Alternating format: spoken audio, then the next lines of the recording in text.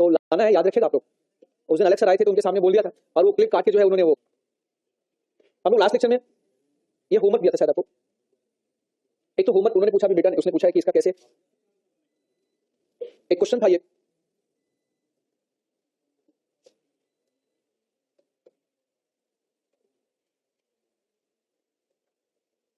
इसको हमें बदलना है, ये D C triple bond C ये डी में बदल लो। तो इसके बदलने के लिए कई रास्ते हैं।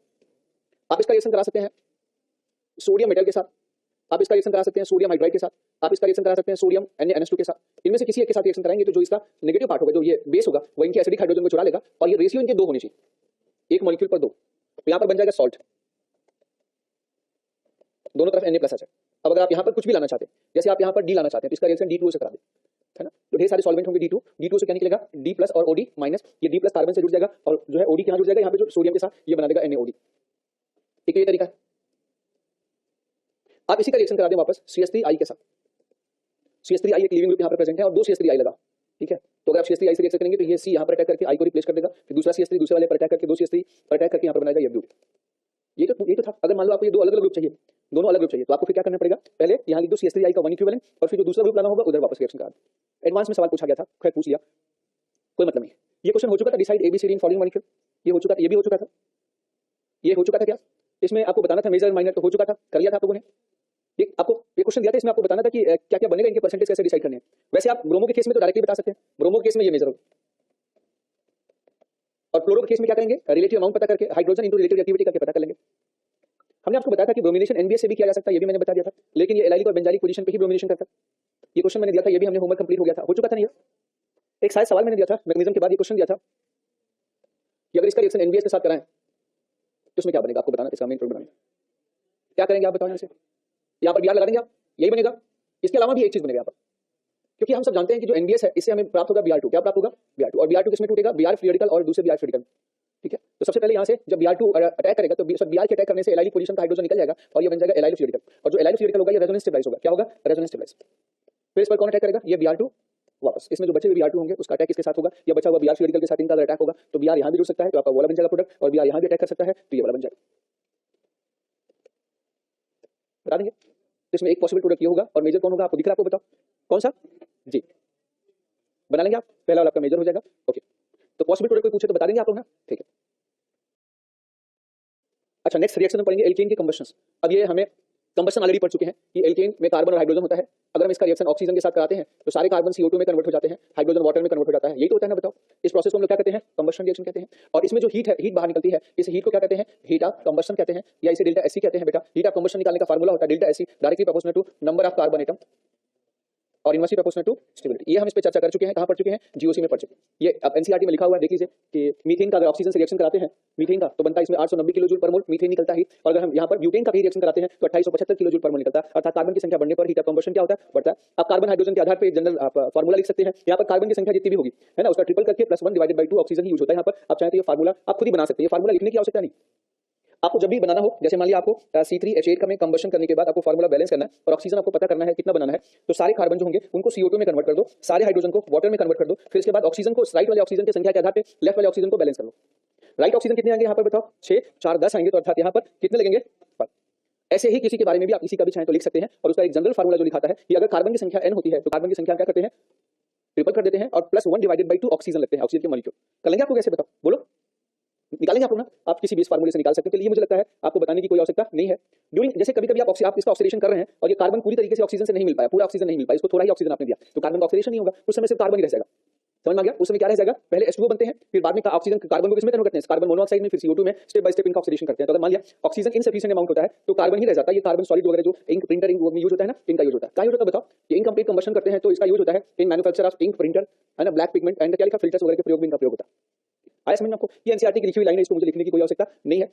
एक तो होता है कंप्लीट ऑक्सीजन सप्लाई कर दो, जितना ऑक्सीजन चाहिए आप एक से ऑक्सीजन दे दोगे तो सभी CO2 और वाटर में बदल जाएंगे। एक होता है कि ऑक्सीजन की सप्लाई कम दे दो तो वहां पर कार्बन सॉलिड बन जाएंगे, वो जो यूज होते हैं हमारे प्रिंटर के इंक वगैरह के रूप में होते हैं ना, लेजर प्रिंटर वगैरह आपने देखा ना, वो यही कार्बन के इंक होते हैं। अगला कंट्रोल ऑक्सीडेशन क्या होता है, कुछ साइंटिस्ट ने क्या किया है कि अलग-अलग मेटल को लेकर के अलग-अलग एल्कोहल या एल्डिहाइड कीटोन या कार्बोक्सिलिक एसिड का फॉर्मेशन किया है। अब NCERT ने उसको मेंशन कर दिया है, पूछा तो नहीं जाता क्योंकि टोटली रटने का कांसेप्ट है। अगर आप मीथेन का रिएक्शन कराते हैं कॉपर की प्रेजेंस में 523 केल्विन में तो मीथेनॉल बनता है। अगर आप मीथेन का रिएक्शन कराते हैं, यहाँ पर मीथेन और ऑक्सीजन का रेशियो जो होता है वो 2:1 होता है, मतलब 2 मीथेन पर 1 ऑक्सीजन मॉलिक्यूल होता है। वहां पर मिथेनॉल बन जाता है। यदि ऑक्सीजन की मात्रा जो है इक्वल होती है तो आपका मिथेनॉल का फॉर्मेशन होता है। अब देखो, अब इसे समझाने के लिए इसके पीछे कोई लॉजिक नहीं। मीथेन के दो मॉलिक्यूल्स है, ऑक्सीजन एक ही, हाई टेंपरेचर पे हीट किया, दो ऑक्सीजन आपको मिल गया, तो क्या करेंगे, ये मीथेन का कोई भी एक बॉन्ड ब्रेक कर देंगे। एक ऑक्सीजन एक वाला बॉन्ड ब्रेक कर देगा, मिथेनॉल बन जाएगा, दूसरा ऑक्सीजन दूसरे का बॉन्ड ब्रेक कर देगा। यदि ऑक्सीजन की मात्रा ज्यादा है तो मीथेन, तो यहाँ पर ऑक्सीजन का जो है, ऑक्सीजन के एक ऑक्सीजन और मीथेन का दो हाइड्रोजन मिलकर H2 बन के बाहर निकल जाएंगे और एक ऑक्सीजन कार्बन से जुड़ के मिथेनॉल बन जाएगा। लेकिन ये एक प्रैक्टिकली दिया गया, थ्योरेटिकली रिसर्च किया होगा, कुछ इनकम्प्लीट कंबशन या इनकम्प्लीट ऑक्सीडेशन का जो एक एग्जांपल्स है। एनसीईआरटी में लिखा है तो मैंने लिख दिया है कि मीथेन का रिएक्शन ऑक्सीजन से कराएं, CO के साथ रेशियो 2:1 हो तो मिथेनॉल बनेगा, 1:1 हो MO2O3 में तो मिथेनॉल बन जाएगा। और अगर इथेन का रिएक्शन ओजोन के साथ कराएं 2:3 के रेशियो में मैग्नीज एसिटेट के प्रेजेंस में तो ये इथेनोइक एसिड बनता है। इसे आपको याद रखें। पूछा तो नहीं गया, अभी तक मैंने देखा नहीं है, लेकिन एक बार आप अगर इसे पढ़ सकते हैं तो पढ़ लीजिए, वैसे मैं बताता नहीं। एक बात याद रखना कि कहीं भी अगर एक चीज पूछा जाता है हमसे, कहीं भी 3 डिग्री कार्बन पर हाइड्रोजन जुड़ा हो और उसका रिएक्शन करा दें, बेयर रिएजेंट होता है, ये पूछा जाता है कि MnO4 OH minus water and cold, तो ये इनके बीच के बॉन्ड को ब्रेक कर देता है और ये बन जाता है अल्कोहल। तो 3 डिग्री अल्कोहल को बनाने का तरीका है 3 डिग्री हाइड्रोजन। ये रिएक्शन हमेशा किस पर होता है बताओ, 3 डिग्री कार्बन पर ही होता है। 3 डिग्री कार्बन पर उपस्थित 3 डिग्री हाइड्रोजन OH में कन्वर्ट होता है। यदि हम इसका रिएक्शन एल्कलाइन एंड कोल्ड के MnO4 से करा दें, जिसका नाम होता है बेयर रिएजेंट। सुना इसके बारे में आपने, ये इसका यूज बहुत है आगे। बस इसमें यही एक ऑक्सीडेशन रिएक्शन काम की चीज है, ये सिर्फ ये कि MnO4 के साथ ऑक्सीडेशन कर दें तो 3 डिग्री कार्बन का जो हाइड्रोजन होता है ये OH में कन्वर्ट हो जाता है। अभी आप एनसीईआरटी का, अभी आप जेईई मेंस का पेपर उठा के देखेंगे तो सारे क्वेश्चंस एनसीईआरटी के दे रखे हैं उसमें। सारे क्वेश्चन कहां के दे रखे हैं, एनसीईआरटी के, लेकिन घुमा घुमा के दे रखे हैं बहुत ज्यादा। चलिए अगला रिएक्शन है आइसोमेराइजेशन। एनसीईआरटी लाए आप लोग? नहीं, बस पूछ रहा हूं, जरूरत नहीं है। आइसोमेराइजेशन मतलब होता है कि अगर अनब्रांच एल्केन है, नॉर्मल अनब्रांच एल्केन है, उसका रिएक्शन करा दे एनहाइड्रस AlCl3 के प्रेजेंस में HCl और हीट कर हाई टेंपरेचर पे, तो इसका किनारे वाला जो कार्बन होता है ये फ्री रेडिकल मेथड से एक बार ब्रेक कर जाता है और फिर वो बीच में अलग अलग कार्बन से जुड़ना शुरू कर देता है। तो पहले यहां से हटेगा, फिर यहीं पर वापस जुड़ेगा तो ब्यूटेन बन जाएगा और बीच में कहीं जुड़ जाता है तो क्या बन जाता है, ये आइसोब्यूटेन बन जाता है। तो ये एक प्रकार से अनब्रांच एल्केन को ब्रांच एल्केन में कन्वर्ट करने का तरीका होता है, जिसे एनसीईआरटी में आइसोमेराइजेशन नाम से दिया हुआ। मैंने एनसीईआरटी के पेज को क्रॉप करके यहां पे लगा दिया, कुछ नहीं किया, एनसीईआरटी का पेज ही क्रॉप करके दिखा दिया कि ये लिखा हुआ एनसीईआरटी। मिला क्या आपको? ये बार बार पूछा जाता है, इस बार अभी भी पूछा था, अभी जस्ट जेईई मेंस में पूछा है। ये है एरोमेटाइजेशन रिएक्शन। एरोमेटाइजेशन रिएक्शन, ये इनऑर्गेनिक केमिस्ट्री की फीलिंग आपको आने लगी होगी। एरोमेटाइजेशन रिएक्शन, एक बात याद रखना कि कभी भी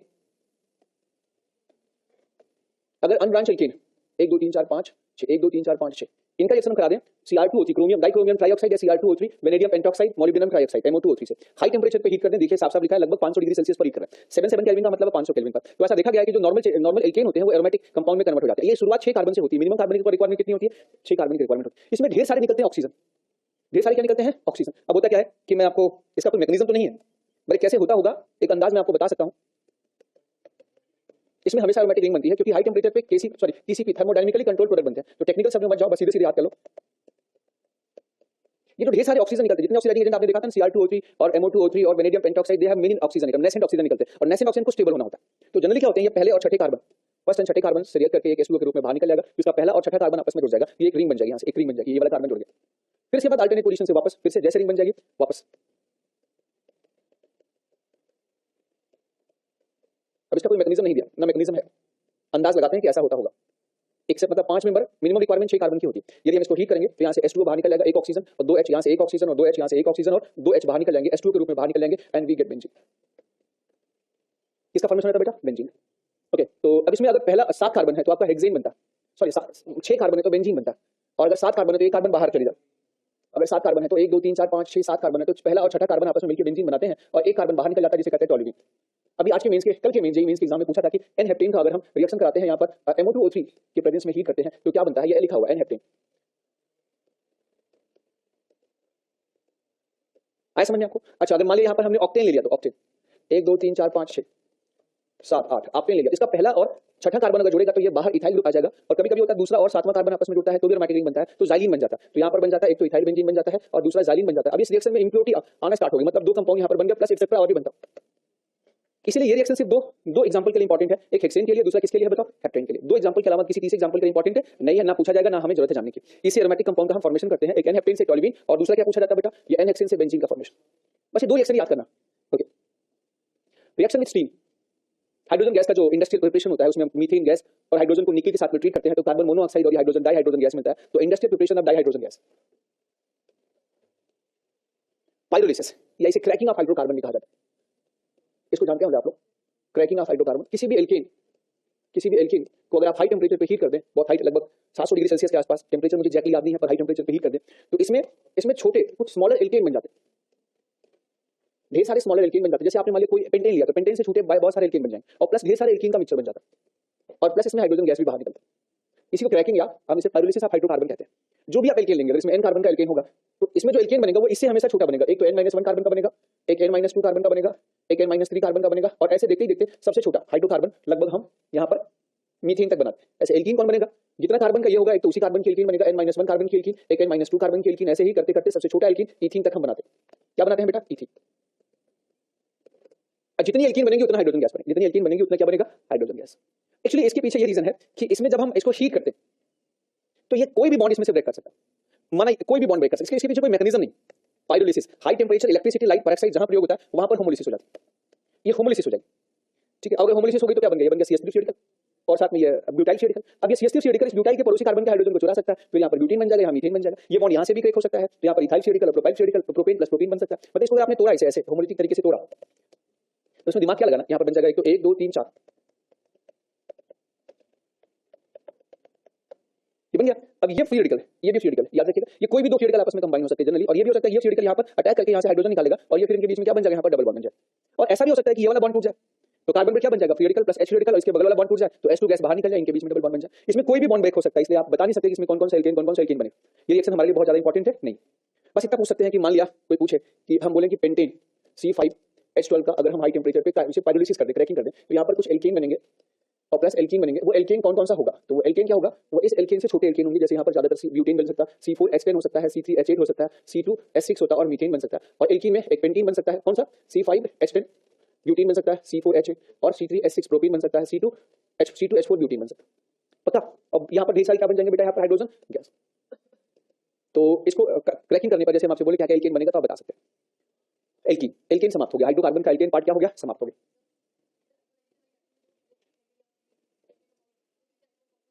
सारे बनने की संभावना होती है उसमें, पॉसिबिलिटी उसमें सारे बनने की संभावना होती है।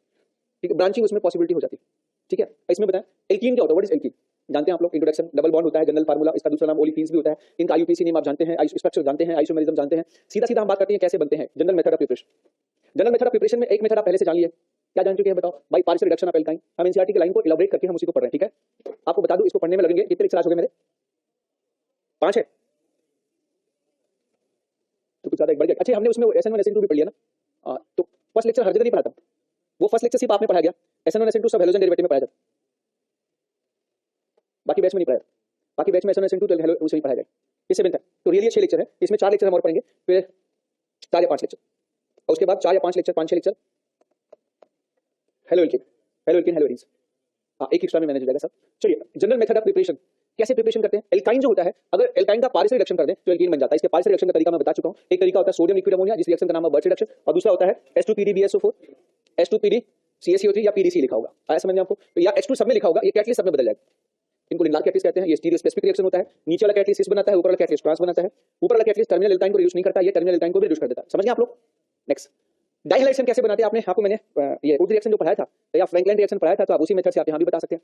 उस रिएक्शन फ्रैंकलिन रिएक्शन आपको पढ़ाया था ना, तो एक बार रिवीजन भी कर लेते हैं कि अगर हम कभी विसिनल डाइहाइड जानते हैं आप लोग, 2 हेलोजन आसपास प्रेजेंट होता है, उसका रिएक्शन जिंक से करा दे, मेटल कोई भी हो, जिंक से करा दे, सोडियम से करा दे, सिल्वर से करा दे या Mg से करा दे, और इसे हाई टेंपरेचर पे हीट कर दे, तो ये दोनों हेलोजन बाहर निकल जाएंगे, इनके बीच में डबल बॉन्ड बन जाएगा, ये बन जाएगा एल्कीन। ये एक और रिएजेंट है जिसे Na एसीटोन भी कहते हैं, आप इसे भी कराने पर भी यही बनता है, Na एसीटोन से कराने पर भी एल्कीन बनता है। तो 2 हेलोजन बाहर निकल जाएंगे, इसलिए इस रिएक्शन को हम क्या कहते हैं, डीहेलोजिनेशन रिएक्शन कहते हैं। क्या कहते हैं, तो इसे कह सकते हैं a kind of elimination reaction also known as dehalogenation reaction।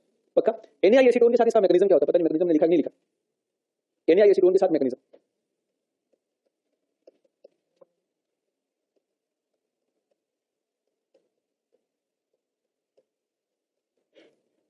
ये 2 हेलोजन, ठीक है, सामने Na में I माइनस होता है, ये हेलोजन के डी ऑर्बिटल में इलेक्ट्रॉन डोनेट कर देता है, और जैसे हेलोजन के डी ऑर्बिटल में इलेक्ट्रॉन डोनेट करेगा तो डी ऑर्बिटल में कौन सा चार्ज आएगा, नेगेटिव, या इस हेलोजन पे कौन सा चार्ज आएगा, नेगेटिव। फिर इस नेगेटिव चार्ज की वजह से ये इलेक्ट्रॉन इस कार्बन पे आ जाएगा, और इस इलेक्ट्रॉन के आने की वजह से रिपल्शन से ये हेलोजन यहां से बाहर भाग जाएगा। तो एक कार्बन से भाग जाएगा हेलोजन, ये दूसरे कार्बन से हेलोजन भाग जाएंगे, और ये बन जाएगा आपका ये एल्कीन। इसमें भागे कौन, ये IX के साथ मिलकर क्या बना देगा बताओ, IX और साथ में X माइनस और Na मिलकर क्या बना देंगे बेटा, ये NX, इंटर हेलोजन कंपाउंड पर NX का फॉर्मेशन हो सकता है। आया समझ में। अच्छा, इसके स्थान पे या X के स्थान पे क्या हो सकता है, Cl भी हो सकता है, Br भी ले सकते हैं, क्योंकि फ्लोरीन के पास में वैकेंट डी ऑर्बिटल नहीं होता, तो फ्लोरीन का इस मेथड द्वारा हम डीहेलोजिनेशन नहीं कराते। आयोडीन नहीं लेते, क्योंकि आयोडीन जो होता है वो किसी भी मॉलिक्यूल में, एक ये रीजन है कि हेलोजन के स्थान पे हम क्या ले सकते हैं। दूसरा, यहाँ पर कभी भी याद रखिएगा, किसी भी मॉलिक्यूल में I अगर आसपास है तो ये मॉलिक्यूल हाईली अनस्टेबल होता है, अनस्टेबल या रिएक्टिव होता है। इसके पीछे रीजन आपको बता दूं कि कार्बन और आयोडीन का जो बॉन्ड होता है ये वीक बॉन्ड होता है, लेकिन आई और आई का बॉन्ड क्या होता है, मजबूत बॉन्ड होता है। और एक और बात है, इनकी अगर ओवरलैपिंग आप देखेंगे तो आप देखिएगा तो कार्बन और कार्बन के बीच में ओवरलैपिंग देखेंगे, इसके साथ में आयोडीन जुड़ा हुआ है, तो आई और आई बड़े साइज के होने की वजह से ये आपस में इजीली ओवरलैप कर जाते हैं और इनके बीच का जो बॉन्डिंग है क्या हो जाती है, जो है टूट जाती है। तो दो आई पास मिलते ही नहीं कभी, याद रखिएगा। किसी जगह पर दो आई अगर कहीं पर दिखे हैं तो वो तुरंत टूट जाएंगे, वो टूट के आई टू में बदल जाते हैं, तो वो अलग हो जाते हैं अपने आप। जैसे आप किसी रिएक्शन में आई टू जोड़ेंगे तो जितना तेजी से आप जोड़ेंगे नहीं उससे कई गुना तेजी से वो बाहर निकल जाएंगे। तो दो आई पास कभी नहीं रहते, क्योंकि आई और कार्बन की बॉन्डिंग अच्छी ओवरलैपिंग नहीं होती है, बल्कि आई और आई आपस में क्या बना देते हैं, आई टू मॉलिक्यूल्स। क्या चीज नहीं बनते। जैसे अगर आप इसका रिएक्शन आई टू के साथ कराएंगे यहाँ पर जी, ये रोटेशन हमेशा लगातार होता रहता है, ये लगातार होता रहता है। और जैसे ही ये नजदीक इनकी बाउंड्री नजदीक आती है, इसको ये आई जो है इससे डिटैच होकर, ये आई से डिटैच होकर यहाँ पर आई टू बना देते हैं। आप अपोजिट दिखाएंगे तभी बाहर निकल जाते हैं। मतलब आप एल्कीन पर आई टू नहीं जोड़ पाते, कभी भी एल्कीन पर आई टू जोड़ना होगा तो नहीं जोड़ पाएंगे, क्योंकि वो दोनों अलग अलग रहते हैं। ठीक है, ओके चलिए। किसमें हाँ बने, मैं बताता हूँ। स्टीरियो केमिस्ट्री का नंबर आता है तो जस्ट आपको बताता हूँ। ये बात समझ में आ गई आपको? हेलो, हाँ अब ये बताता हूँ ये किसके साथ मैकेनिज्म है, ये with NaI mechanism, with zinc mechanism, with zinc.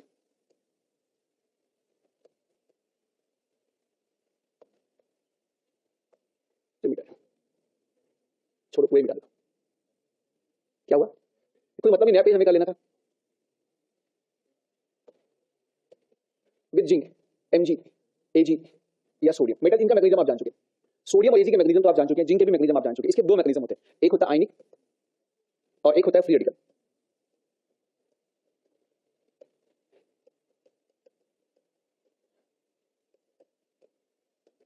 ये आपने जिंक या मैग्नीशियम कितने इलेक्ट्रॉन देते हैं, दो। दोनों ने अगर एक ही हाइड्रोजन को इलेक्ट्रॉन दे दिया तो मैग्नीशियम आयनिक हो जाएगा। आया समझ में आपको? ये आयनिक हो जाएगा, एक्स पर दो माइनस चार्ज आ जाएंगे और ये वाला इलेक्ट्रॉन टूट के यहाँ पर आ जाएगा। इसने दो इलेक्ट्रॉन निकाला, ठीक है, और दोनों इलेक्ट्रॉन यहाँ पे चले गए, तो यहाँ पर कौन सा चार्ज आएगा, माइनस, और इससे रिपेल होकर ये वाला बॉन्ड यहाँ पर आ जाएगा। फिर यहाँ से ये वाला एक्स बाहर निकलेगा तो एक एक्स माइनस ये बनेगा, एक एक्स माइनस ये बनेगा, और साथ में यहाँ पर जिंक प्लस और क्या बन जाएंगे, Mg, और ये बन जाएंगे MgX2। लेकिन ये इसका मैकेनिज्म फ्री रेडिकल मैकेनिज्म हो सकता है। अगर ये दोनों कार्बन को अलग अलग कार्बन को फ्री रेडिकल हम जान चुके हैं, फ्री रेडिकल जान चुके हैं हम लोग। बोलो, अगर आपने सिल्वर Ag ले लिया और एक इलेक्ट्रॉन इसको मिल गया, एक इलेक्ट्रॉन इसको मिल गया, तो फ्री रेडिकल बनेंगे। और ये फ्री रेडिकल आपस में क्या बना देते हैं, यहाँ पर बताओ, डबल बॉन्ड। बोलो, चलो अब हम डायरेक्ट बात करते हैं कि ये रिएक्शन क्या होता है। ये रिएक्शन क्या होता है, याद रखिएगा, ये एक एंटी एडिशन प्रोसेस है। इसके बारे में कुछ जानकारी आपको बता दूं, it's anti addition process. It's anti addition नहीं, elimination, sorry, anti elimination process. Elimination के वक्त दोनों हाइड्रोजन अपोजिट, इसका मतलब हुआ कि मान लिया दोनों हाइड्रोजन किसी जगह पर सेम दिशा में है, दोनों अगल बगल कार्बन पे सेम दिशा में, जानते हैं, तो इनमें रोटेशन होता रहेगा ये, और ये अपोजिट भी जाते रहेंगे। इसका फुल्ली इक्लिप्स, गॉच, स्क्यू और एंटी सारे कंफर्मेशन इसके बनते रहेंगे। परंतु सब एलिमिनेशन के वक्त हमेशा ये अपोजिट डायरेक्शन में रहते हैं। तो दो वजह, एक तो एंटी कंडीशन में ये सबसे स्टेबल होंगे, इनके लोन पेयर के बीच में रिपल्शन, इनके ऊपर पार्शियल नेगेटिव चार्ज होगा, तो एंटी कंडीशन में जो इनका कंफर्मेशन होगा वो सबसे क्या होगा, स्टेबल होगा। एक तो ये बात याद रखना हमेशा, ठीक है। और दूसरा कि जो बेस अटैक करता है, जैसे NaI जो होता है, ये NaI एक प्रकार का जो I माइनस है, जब इस पर अटैक करेगा तो अगर इसके बगल में सेम साइड में दूसरा हाइड्रोजन होगा तो वह हाइड्रोजन इसको रिपेल करता है। तो इसलिए एलिमिनेशन के वक्त ये हमेशा कहां हो जाते हैं, जो है ये एंटी कंडीशन में चले जाते हैं। ये रोटेशन यहाँ पर जारी रहेगा, ये रोटेशन होता रहेगा, इससे एलिमिनेशन नहीं होगा कभी, इससे एलिमिनेशन नहीं होगा, ये रोटेट करके जैसे दोनों हाइड्रोजन अपोजिट दिशा में चले जाएंगे, फिर NaI जो इसके डायरेक्शन में हाइड्रोजन होगा उसको इलेक्ट्रॉन डोनेट कर देगा और फिर ये एलिमिनेशन करेगा। तो ये एक एंटी एलिमिनेशन प्रोसेस है, बस इस बात को याद रखना, इसका फायदा हम उठाएंगे आगे। पहले तो क्वेश्चन लेवल 1, इसका रिएक्शन ने कराया Mg के साथ या जिंक के साथ, ड्राई ईथर, बताओ क्या बनेगा, क्या बनेंगे। यहाँ से दोनों सीएल को निकाल देंगे, बताइए, डबल बॉन्ड। यहाँ से दोनों सीएल को निकाल देंगे, एल्काइन। यहाँ से दोनों सीएल को निकाल देंगे, एक प्रकार से उस रिएक्शन है। चलो रिएक्शन थोड़ा बदल लेते हैं, यहाँ पर दो सोडियम ले लेते हैं या यहाँ पर दो सिल्वर ले लेते हैं, दो सोडियम या दो सिल्वर। आपको लगे ना दूसरा रिएक्शन ले लिया, नहीं तो आप बोलेंगे एक ही रिएक्शन ले लिया, तो क्या बन जाएगा, जल्दी से बता। ये इनके बीच में ये बॉन्ड बन जाएगा बाइसाइक्लिक, ये साइक्लोहेक्सीन बन जाएगा। ऐसा रिएक्शन कहीं पढ़ा है क्या आपने? तो ये एल्कीन तो बना रहे हैं आप, देखो ये एल्कीन बना रहे हो, एल्कीन बना रहे हो, एल्काइन बना रहे हो, ये बीच में बाइसाइक्लिक फोकट में बन गया, बाकी एल्कीन बनाने का ही प्रोसेस तो है। ये प्रोसेस हम पहले क्या कर चुके हैं, पढ़ चुके हैं। अब ये काम की बात कि इसमें जब हम रिएक्शन करेंगे तो हम सब जानते हैं कि यहाँ से दो हाइड्रोजन निकलेगा और ये 2 ब्यूटीन बनेगा, हम ये पता, इट्स 2 ब्यूटीन। परंतु ये 2 ब्यूटीन जीवन में या तो सिस रूप में रहता है या तो ट्रांस। अब ये सिस होगा या ट्रांस है, ये तो बनेगा। अगर आपसे सिस ट्रांस ना पूछे तो मेजर प्रोडक्ट आप बना देंगे, ये इसका मेजर प्रोडक्ट होगा। लेकिन अगर पूछे कि सिस होगा कि ट्रांस होगा तो आपको क्या बताना पड़ेगा कि फिर इसमें थोड़ा ध्यान देना पड़ेगा इसकी स्टीरियो केमिस्ट्री की। तो याद रखना, तो इसकी स्टीरियो केमिस्ट्री में जब एंटी एलिमिनेशन होता है तो अगर पहले तरीका बता दूं या ठीक बता दूं, चलो ठीक है। पहले तो जब भी आपके एग्जाम में क्वेश्चन है तो करिए कैसे, आप देखो यहाँ पे दोनों क्लोरीन को अपोजिट कर दीजिए, अपोजिट करके सीएल को निकाल दीजिए, और सिस बने तो सिस बना दीजिए, ट्रांस बने तो ट्रांस, खत्म कहानी, बस इतना ही करना। एंटी एलिमिनेशन है ना, तो जब भी कोई बोले एंटी एलिमिनेशन प्रोसेस है, जो निकलने वाले उनको एंटी कर दो और एंटी करने के बाद फिर निकाल दो, जो दिखे वो बना दो, तो कभी भी याद करने की जरूरत नहीं है आपको। याद करने में बड़ा कंफ्यूजन होता है, अभी मैं ठीक बता दूंगा, लेकिन पहले इसको आप पहले सीख लो। तो आप इसका जब भी कभी इसका डायरेक्शन एक्जैक्टली देखना हो तो ये सॉहर्स नहीं, न्यूमैन में अच्छा दिखता है, किसमें अच्छा दिखता है, तो न्यूमैन बनाए, इसमें बनाए न्यूमैन। यहाँ से स्टार्ट करें, तो ये सबसे पहले मिथाइल बना दिया, मिथाइल के बाद ये वाला कार्बन बना दिया, इसको फ्रंट कार्बन बना दिया, तो हमने मिथाइल में ये कार्बन बना दिया। अब न्यूमैन में उल्टा वाई या वाई फॉर्म में हम लिखते हैं, तो अब ये मिथाइल ऊपर हो गया, तो यहाँ पर सीएल दाहिने लिखना पड़ेगा और हाइड्रोजन बाएं लिखना पड़ेगा। ये इस कार्बन पर हमने लूप दिखा दिया। अब ये कार्बन इस कार्बन से सटा हुआ है ना, तो इसको हमें सर्कल करना पड़ेगा, तो ये सेकंड कार्बन पता चल गया। अब ये मिथाइल इसके पीछे होगा, ये नीचे मत बनेगा, इसको यहाँ नीचे मत बनेगा, इसको सीएल को यहाँ मत बनेगा। इस मिथाइल के पीछे ये मिथाइल होता है। कभी भी याद रखिएगा, जब भी आप फिशर को न्यूमैन में कन्वर्ट करिएगा तो आपको हमेशा इक्लिप्स स्ट्रक्चर बनाइएगा। कौन सा बनेगा? इक्लिप्स। जो ऊपर वाला ग्रुप और नीचे वाला ग्रुप है एकदम आगे पीछे होंगे, है ना, और दाहिने वाले दोनों ग्रुप आगे पीछे होंगे, बाएं वाले दोनों ग्रुप क्या होंगे? आगे।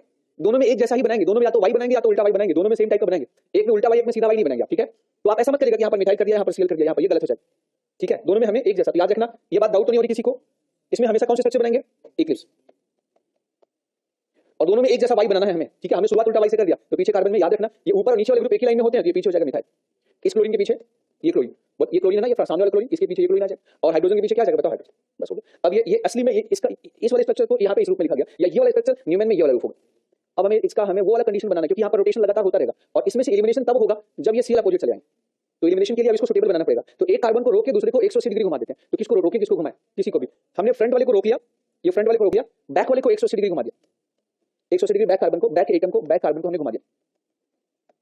अगर आप बैक एटम को 180 डिग्री घुमाएंगे, इसमें बस यही वाला थोड़ा सा ध्यान देना, बाकी सब तो आपको आता है। तो इस सामने वाले मिथाइल के पीछे ये वाला मिथाइल आ जाएगा पक्का, तो ये आ जाएगा ये मिथाइल।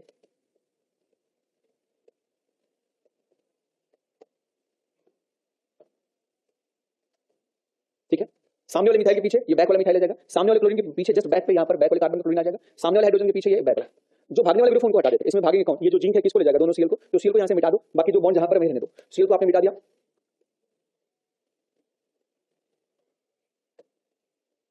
सीएल को हटा दिया आपने, सीएल को हटाना भी तो है, वही हट गया मिथाइल एच। सीएल को हमने हटा दिया। अब हम ये मिथाइल जो बचे साफ साफ दिख रहा है कि ये सामने वाले कार्बन का मिथाइल और पीछे वाले कार्बन की मिथाइल 180 डिग्री पे है। सामने वाले कार्बन का हाइड्रोजन और पीछे वाले कार्बन की 180 डिग्री, अर्थात ट्रांस कंडीशन। ट्रांस बनेगा ना, आप इसे ऐसे भी बना सकते हैं सेम। ये सामने वाले कार्बन पर मिथाइल हो गया। अब चूंकि ये कार्बन ने दो ही बॉन्ड बना रखे हैं, तो इसका मतलब इसके और पीछे वाले के बीच में डबल बॉन्ड होगा, तो हमने इनको डबल बॉन्ड से जोड़ दिया, ठीक है, डबल बॉन्ड से जोड़ दिया। और फिर यहाँ पर ऊपर की तरफ क्या है? हाइड्रोजन है, नीचे की तरफ क्या है? मिथाइल। कौन सा आइसोमर है बता दो? ट्रांस। आया समझ में आपको? तो यहाँ पे याद रखना कि अगर कहीं पर ये इराइथ्रो आइसोमर, कौन सा आइसोमर हो? इराइथ्रो। इराइथ्रो मतलब दोनों क्लोरीन सेम दिशा में हो, तो जो एल्कीन बनेगी उसमें ग्रुप अपोजिट दिशा में आ जाएंगे। सेम ग्रुप मतलब सेम दिशा होंगे, तो एंटी एलिमिनेशन के बाद अपोजिट हो जाता है। तो इराइथ्रो में जब एंटी एलिमिनेशन होता है, एलिमिनेशन होता है, तो हमें मिलता है ट्रांस आइसोमर। बोलो, erythro anti elimination trans isomers.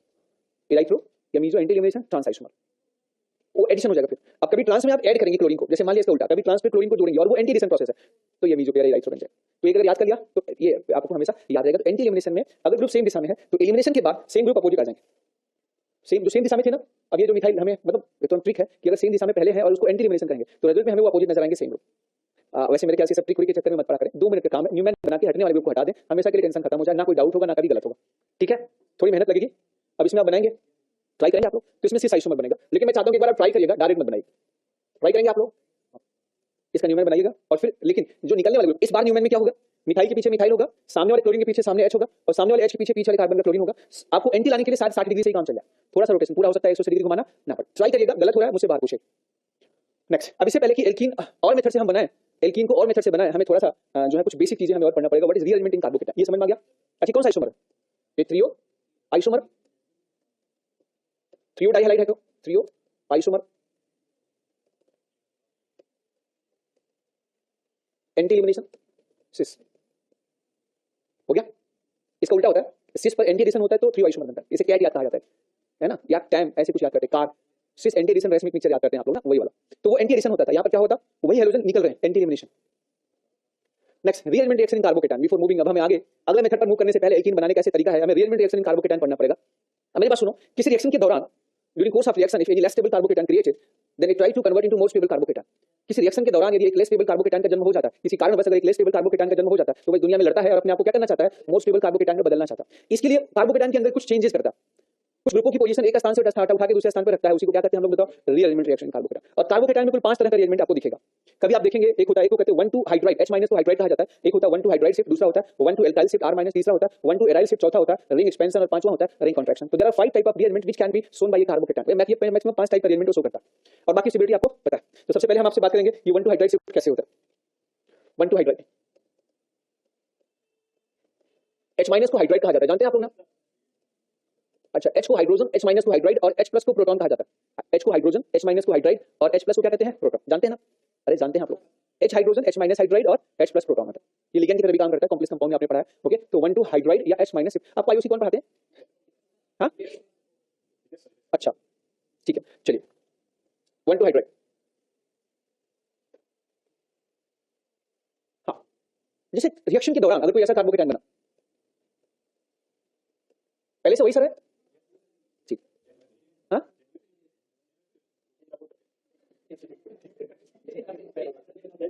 कोई नहीं।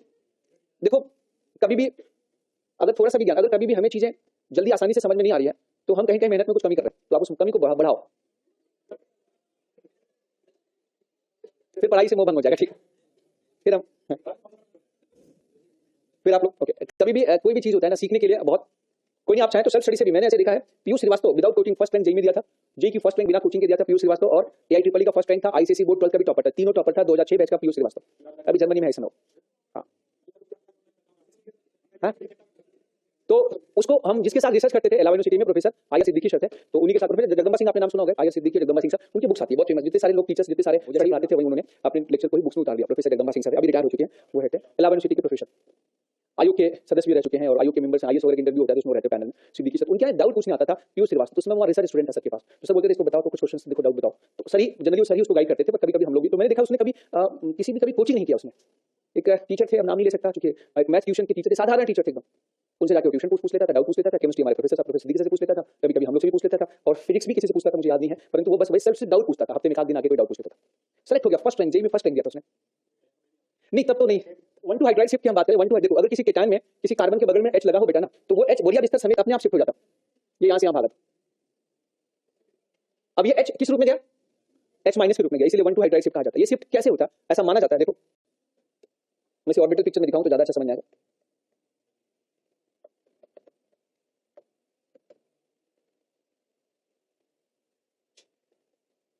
ये आपने देखा, यहाँ पर ये CS2+, अब ये कार्बन ऑर्बिटल पे खाली है, इसका sp3 हाइड्रोजन है ना, बोलो ये इसके ऑर्बिटल 109 डिग्री पे होंगे, थोड़ा झुके हुए होंगे, तो इसका ये स्लोप जो है इस ऑर्बिटल की तरफ होता है। अब बताइएगा यहाँ पर इलेक्ट्रॉन की क्या है, कमी है, और ये प्लस चार्ज इस इलेक्ट्रॉन को अपनी तरफ क्या करता है, अट्रैक्ट करता है, तो इसका ऑर्बिटल ये p ऑर्बिटल और ये sp3 ऑर्बिटल आपस में ओवरलैप कर जाते हैं, नजदीक हो जाते हैं, और फिर हाइड्रोजन दोनों के साथ जुड़ जाता है।